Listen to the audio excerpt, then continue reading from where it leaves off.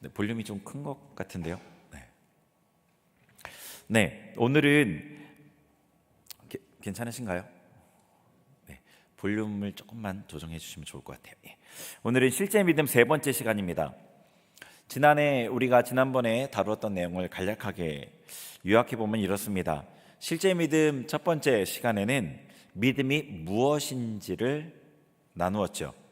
믿음은 영적 실체이고 하나님께서 주신 선물입니다. 믿음으로 우리는 하나님의 천지창조, 예수님의 십자가와 같은 성경의 진리를 믿을 수 있습니다. 믿음이 있는 사람은 믿음이 있기 때문에 믿음 없는 사람과는 전혀 다른 삶을 살아가죠. 믿음의 사람 아벨이 드린 예배를 예로 들어 살펴봤습니다. 그리고 실제 믿음 두 번째 시간에는 성도에게 있는 믿음이 다 같은 것이 아니라는 것을 보았죠. 각자 다른 크기의 믿음을 가지고 있습니다. 믿음이 큰 사람은 넉넉한 삶을 살고 믿음이 작은 사람은 불안하고 시달리는 삶을 살게 됩니다. 그 예로 감옥에 갇힌 베드로를 위해 기도한 여자아이 로데와 함께 기도했던 다른 성도들을 비교해서 살펴봤죠. 그래서 믿음이 크다는 것이 너무 중요한데 어떻게 믿음이 자라는지도 살펴봤습니다. 그리스도의 말씀을 듣고 순종함으로 자랍니다. 그리스도의 말씀이죠. 믿음의 차이는 단지 믿음이 자라고 자라지 못하는 문제만은 아닙니다. 믿음이 후퇴하기도 하기 때문입니다. 히브리서 10장 38에서 39절에 보면은 이 내용이 나와 있는데요. 같이 읽어보겠습니다. 시작. 나의 의인은 믿음으로 말미암아 살리라. 또한 뒤로 물러가면 내 마음이 그를 기뻐하지 아니하리라 하셨느니라. 우리는 뒤로 물러가 멸망할 자가 아니요 오직 영혼을 구원함에 이르는 믿음을 가진 자라. 아멘. 나의 의인은 믿음으로 말미암아 살리라. 뒤로 물러가면 믿음이 뒤로 물러가는 경우도 있다는 거죠. 믿음이 뒤로 물러가면 크기로 말하자면 작아지는 상황을 피해야 믿음이 자라는 게 가능하겠죠. 제 말이 이상하게 들리시나요 혹시? 여러분 주변에서 혹은 여러분 자신에게서 이런 현상을 흔히 접하지 않으시나요? 믿음이 작아지는 현상이요. 에베소서 2장 8절에서 이 믿음은 하나님께서 주신 선물이라고 분명히 말씀하셨습니다. 믿음은 하나님께 받은 겁니다. 하나님께서 믿음을 주신 건데, 내가 받은 건데 그 믿음이 자라기도 하고 후퇴하기도 한다면 처음에 받은 그 믿음이 원형에 가까운 거죠. 크기는 작더라도 원형에 가까운 겁니다. 자, 처음 믿음이 여러분 안에 주어졌을 때 여러분의 행동이 어땠는지를 한번 생각해 보시면 좋을 것 같아요. 하나님께 처음 믿음을 받았을 때 그게 처음 행위거든요. 하나님을 향한 대가를 기대하지 않은 헌신, 하나님의 사람을 향한 기쁨의 섬김, 말씀을 향한 사모함, 예배를 귀하게 여기는 마음, 은혜를 향한 사모함, 죄인됨을 깨달은 겸손함, 받을 수 없는 구원을 받은 감격과 감사. 지금 여러분의 행동과 비교하면 어떤가요? 믿음이 자랐나요? 줄어들었나요?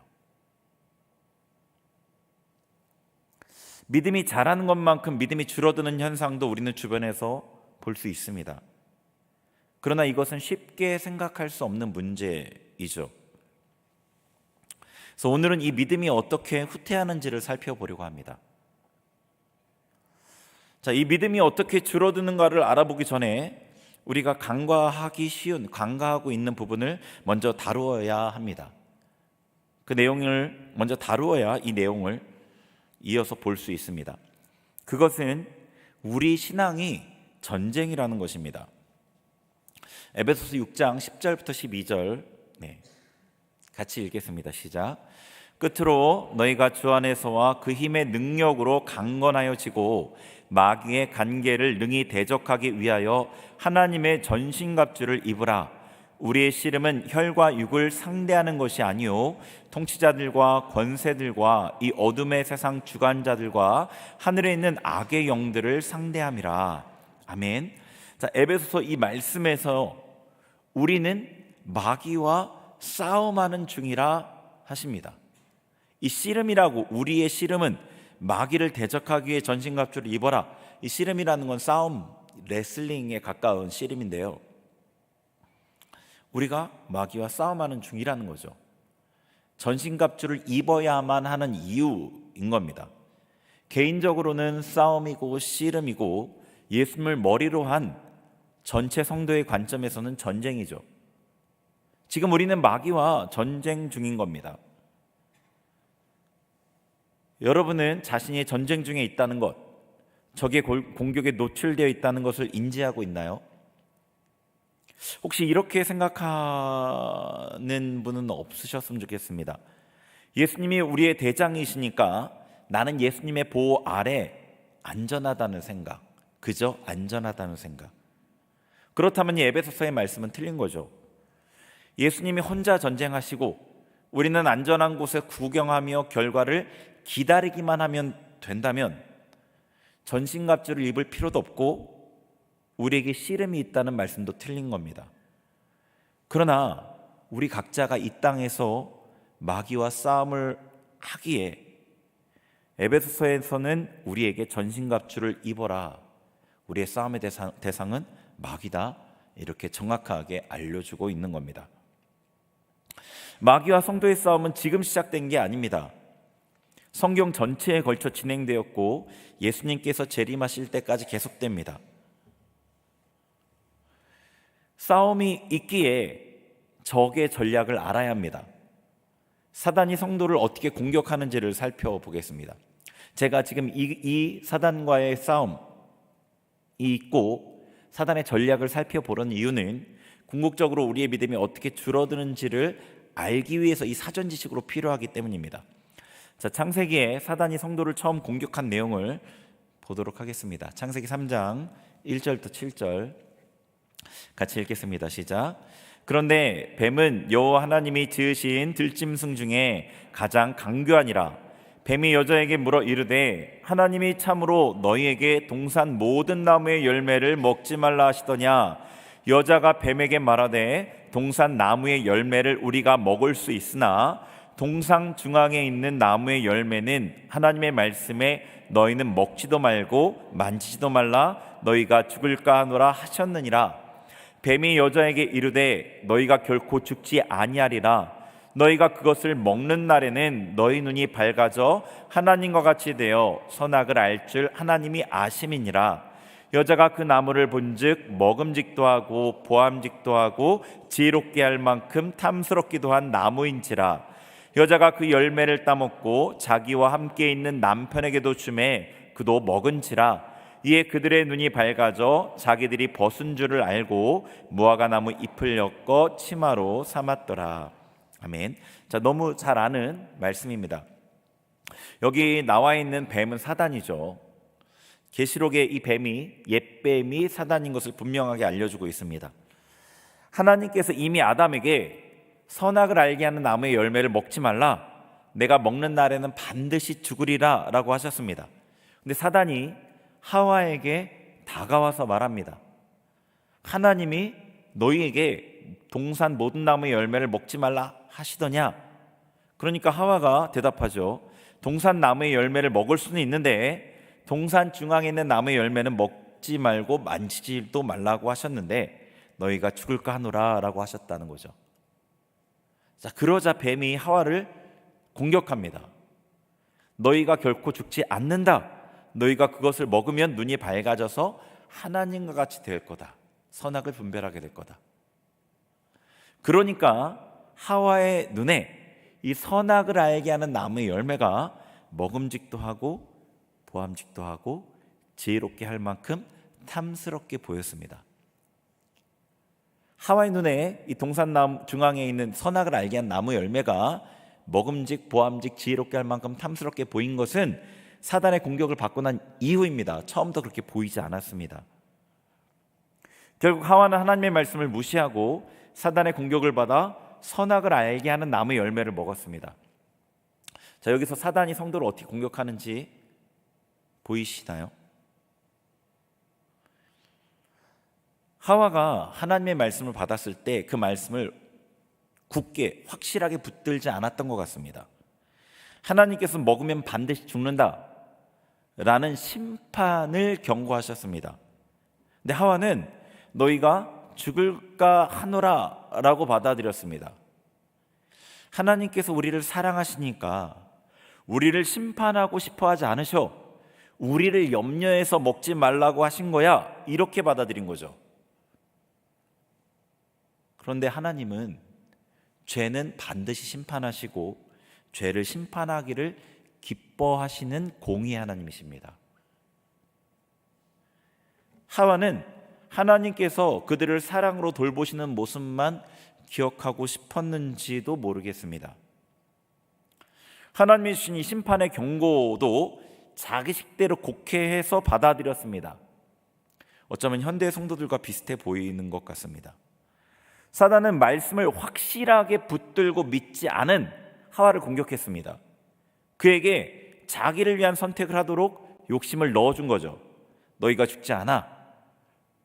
하나님은 너희를 심판하지 않아. 하나님의 말씀 한번 어기고 먹으면 오히려 하나님처럼 되고 지혜롭게 될 거야.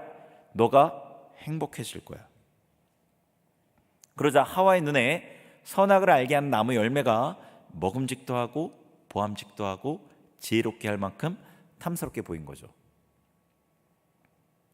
사단은 이 말씀을 믿음으로 굳게 붙잡지 않은 부분을 공격합니다. 욕심을 사용해서 공격하죠. 그러면 그 공격을 받고 나면 말씀을 어기는 것이 나를 더 행복하게 만들어줄 것 같이 보입니다. 요한일서 2장 16절에 이런 말씀이 있죠. 같이 읽겠습니다. 시작. 이는 세상에 있는 모든 것이 육신의 정욕과 안목의 정욕과 이생의 자랑이니 다 아버지께로부터 온 것이 아니요 세상으로부터 온 것이라. 아멘. 자, 육신의 정욕과 안목의 정욕과 이생의 자랑은 세상으로부터 온 것입니다. 사단은 세상의 왕이죠. 사단에게 속한 것이고 사단은 이걸로 성도를 공격합니다. 사단의 공격을 받은 하와에게 선악을 알게 하는 나무 열매가 먹음직도 하고 보암직도 하고 지혜롭게 할 만큼 탐스럽게 보였다는 것은 정확히 육신의 정욕과 안목의 정욕과 이생의 자랑을 향한 욕심입니다. 사단은 지금도 이렇게 우리를 공격합니다. 사단이 성도를 공격하는 예를 하나 더 보겠습니다. 이스라엘인데요. 본문 앞부분에 히브리서 3장 8에서 11절에서 사단에게 공격받은 이스라엘에 대해 말씀하십니다. 공격을 받고 진 거죠. 이 시편 말씀을 인용한 건데요. 한번 히브리서 3장 8절에 11절 같이 보겠습니다. 시작. 광야에서 시험하던 날에 거역하던 것 같이 너희 마음을 완고하게 하지 말라. 거기서 너희 열조가 나를 시험하여 증언하고 40년 동안 나의 행사를 보았느니라. 그러므로 내가 이 세대에게 노하여 이르기를 그들이 항상 마음이 미혹되어 내 길을 알지 못하는도다 하였도다. 내가 노하여 맹세한 바와 같이 그들은 내 안식에 들어오지 못하리라 하였느니라. 아멘. 자, 이스라엘 백성은 출애굽하고 40년간 광야에서 생활했습니다. 구절에서 보면 구절 한번 보여주세요. 이스라엘 백성이 광야 생활 기간에 하나님을 시험하고 하나님께서 행하신 일을 보았다고 하십니다. 그런데 10절에 그들의 마음이 미혹되어서 하나님의 길, 하나님의 법을 알지 못한다고 하십니다. 이스라엘 백성이 시내산에서 하나님의 말씀도 받고 광야 생활 동안에 하나님이 하신 일도 봤는데 하나님의 길을 알지 못하게 된 이유는 그들의 마음이 미혹됐기 때문이죠. 이스라엘의 마음을 미혹한 누군가가 있습니다. 마음이 미혹이 됐습니다. 미혹한 누군가가 있는 거죠. 성도를 미혹하는 자는 누구입니까? 계시록 20장 10절에 같이 읽어보죠. 시작. 또 그들을 미혹하는 마귀가 불과 유황못에 던져지니 거기는 그 짐승과 거짓 선자도 있어 세세토록 밤낮 괴로움을 받으리라. 아멘.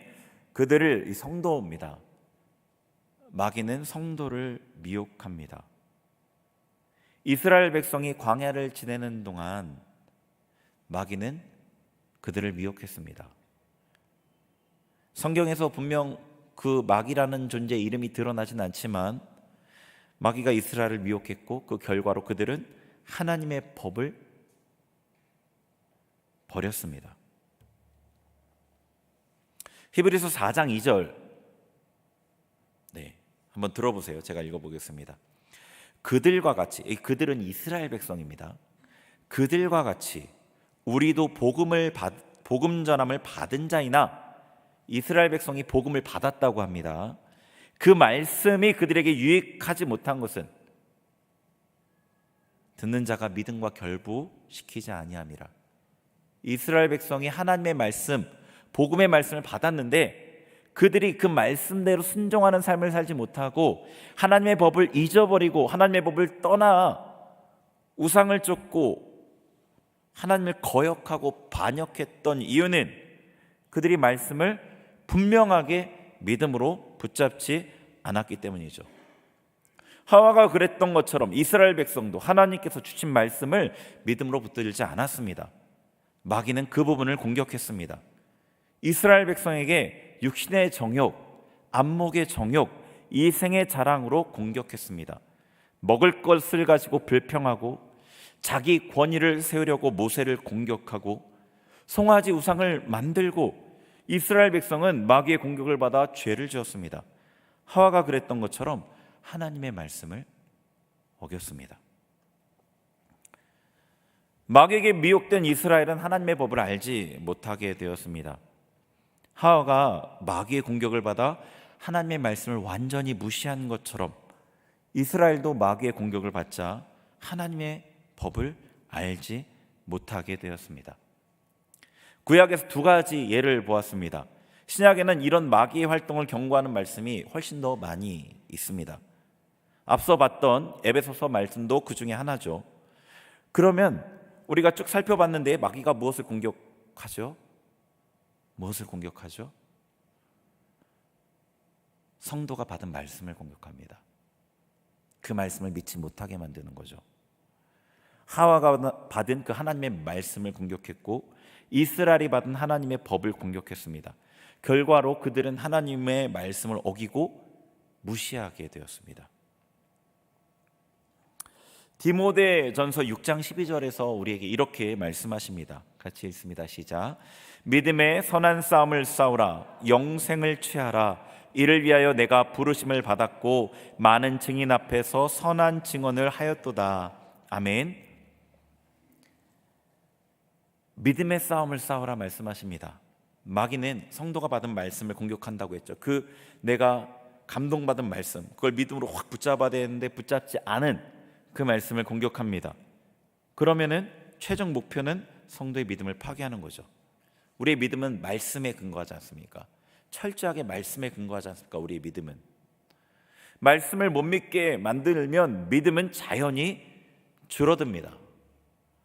하나님께서 사도 바울을 통해 우리에게 이렇게 말씀하시는 겁니다. 믿음의 싸움을 싸우라. 믿음을 지키는 싸움을 싸우라는 거죠.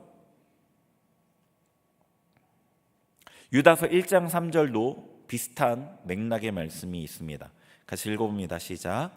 사랑하는 자들아, 우리가 일반으로 받은 구원에 관하여 내가 너희에게 편지하려는 생각이 간절하던 차에 성도에게 단번에 주신 믿음의 도를 위하여 힘써 싸우라는 편지로 너희를 권하여야 할 필요를 느꼈노니. 아멘. 자, 유다 사도가 이 편지를 받아들인 성도에게 편지를 보내려는 간절한 마음이 있었습니다. 무엇에 대한 편지냐면요, 성도에게 주신 그 믿음의 도를 위해 힘써 싸워야 된다는 거죠. 단번에 주신, 우리가 믿음을 받을 때 한 번에 받잖아요. 10% 이번 연도에 10%, 그 다음에 20% 이렇게 주시는 게 아니라 믿음이라는 하나를 주십니다. 원형 자체를 받아요. 그러면은 그 믿음으로 십자가도 믿어지고 천지창조도 믿어지고 홍해 기적도 믿어지고 성경 전체가 믿어지는 거죠.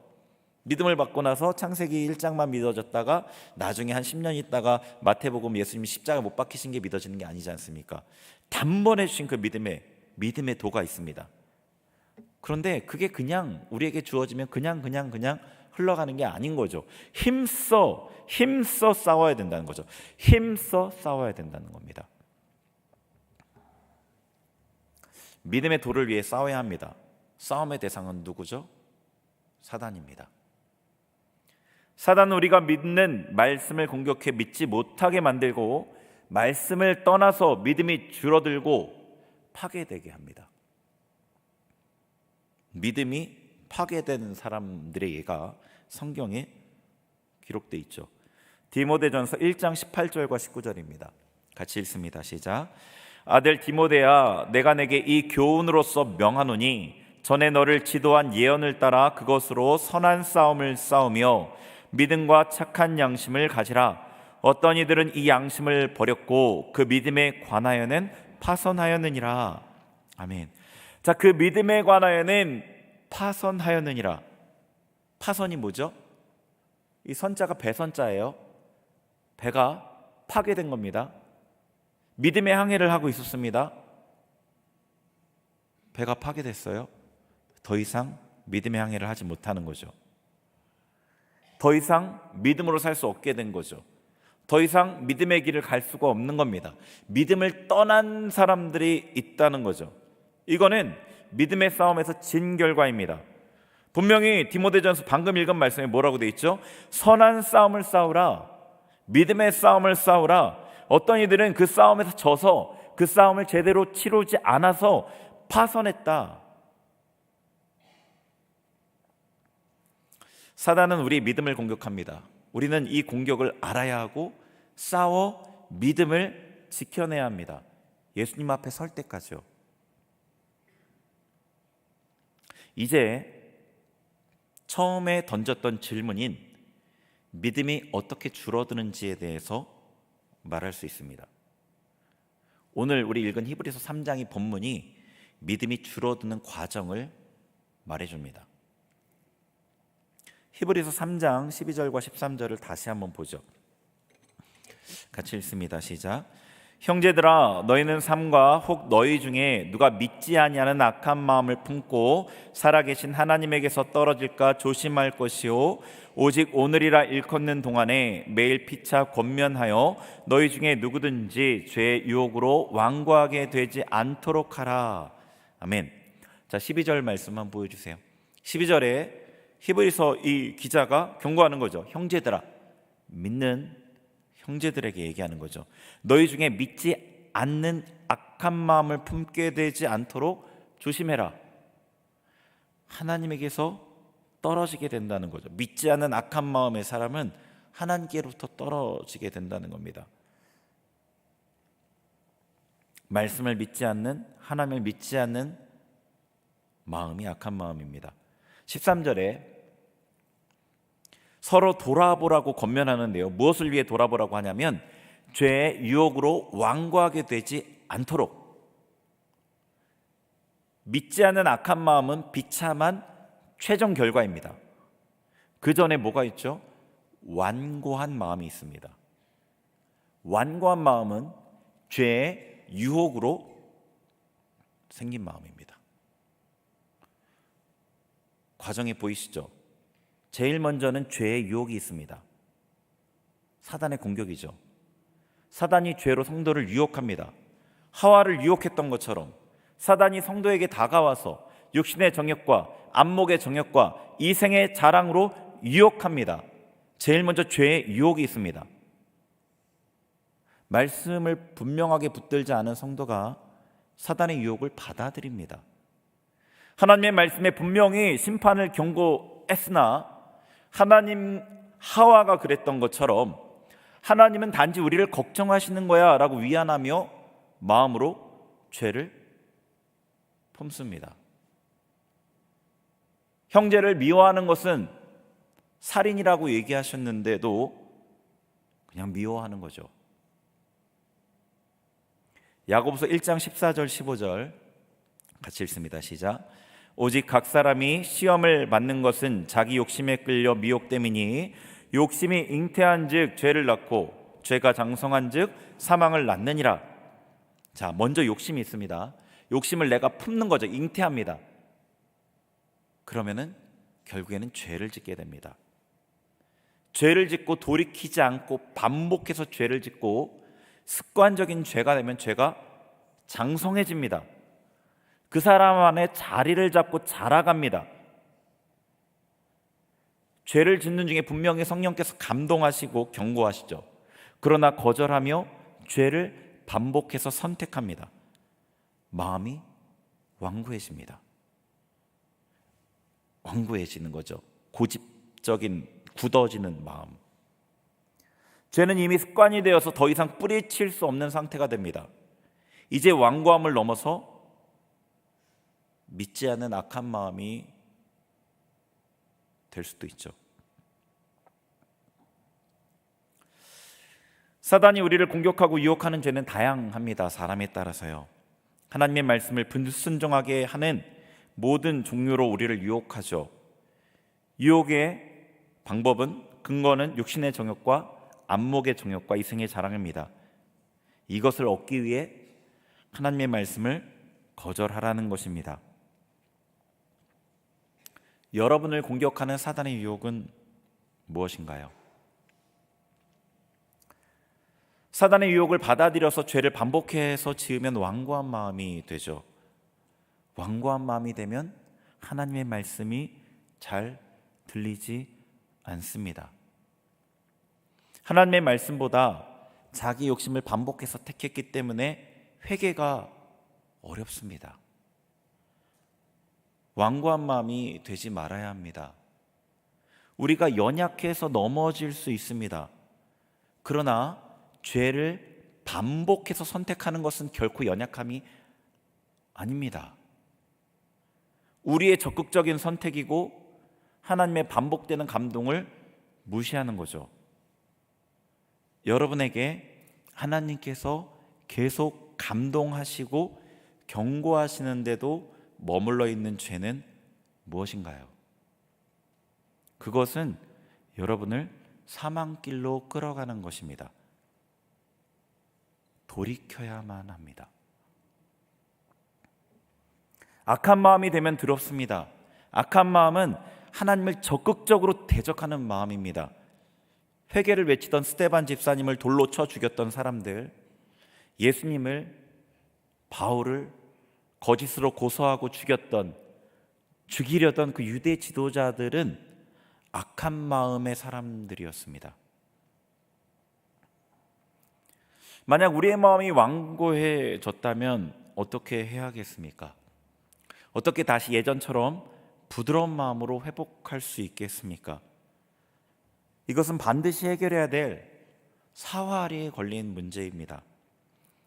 히브리서 3장 14절, 오늘 본문 그 다음 절을 한번 보죠. 같이 읽겠습니다. 시작. 우리가 시작할 때 확신한 것을 끝까지 견고히 잡고 있으면 그리스도와 함께 참여한 자가 되리라. 아멘. 우리가 시작할 때 확신한 것, 확실한 구원, 처음 믿음, 처음 사랑, 그것을 견고히 잡아야 하는데 놓쳤습니다.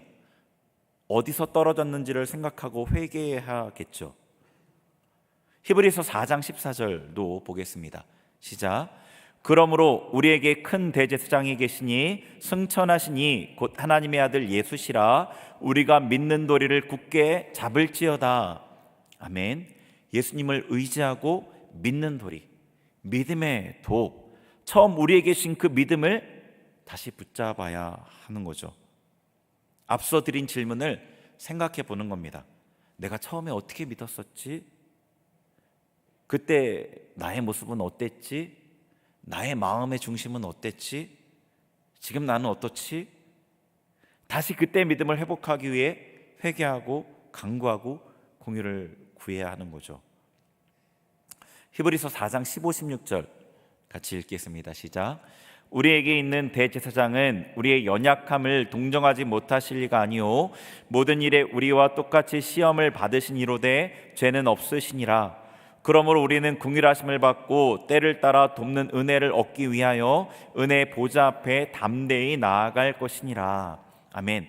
그렇게 나아가는 우리를 예수님은 긍휼히 여기십니다. 우리를 동정하십니다. 우리가 고집스럽게 죄를 선택했더라도 우리가 다시 후회하며 돌이키면 우리가 여전히 진토뿐임을, 우리가 여전히 죄를 지을 가능성이 많은 죄에 속한 자임을 아시고 동정하시죠. 우리가 마음을 돌이키고 회개할 때 예수님은 우리를 외면하지 않으십니다. 다시 은혜를 부어주십니다. 다시 믿음을 회복시켜 주십니다. 혹여나 여러분 중에 이 내용이 너무 뻔한 결론처럼 느껴지시는 분이 계시지 않았으면 좋겠습니다. 여러분이 우리가 마음을 낮추어 주님의 긍휼을 구할 때 이 완고한 마음을 새롭게 하시는 하나님의 은혜가 마음을 바꾸어 주십니다. 이 완고한 마음은 불순종의 마음이고 부드러운 마음은 순종의 마음입니다. 두 마음은 질적으로 다른 마음입니다. 사람의 마음의 질을 바꾸는 것은 하나님만 하실 수 있는 불가능한 일이에요. 기적입니다. 쉽게 제가 말씀을 드리긴 했지만 완고함이 어느 정도 진행되었느냐에 따라서 그렇게 쉽지 않을 수도 있습니다. 뼈를 깎는 철저한 회개가 필요할 수도 있죠. 우리는 전쟁 중입니다. 마귀는 우리가 받은 말씀을 공격해 우리의 믿음을 파괴하려고 합니다. 말씀을 붙드는 싸움을 하셔야 합니다. 그거 괜찮아. 그래도 하나님이 이해하셔. 원망하고 미워하고 싸우고 음행하고 세상을 사랑하고 돈을 사랑하고 그래도 괜찮아. 하나님이 너를 위해 죽을 만큼 사랑하시잖아. 이 정도도 못 참으시겠어? 이런 유혹에 여러분 단호하게 거절하셔야 합니다. 말씀을 붙드십시오. 말씀하신 거 하나님의 말씀이 진리이며 진짜입니다. 그것이 우리가 싸워내야 될 믿음의 싸움입니다.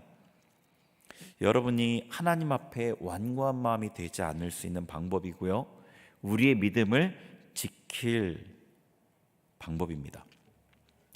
저희 같이 기도하려고 하는데요, 우리 찬양하면서 하나님 앞에 같이 나아가죠.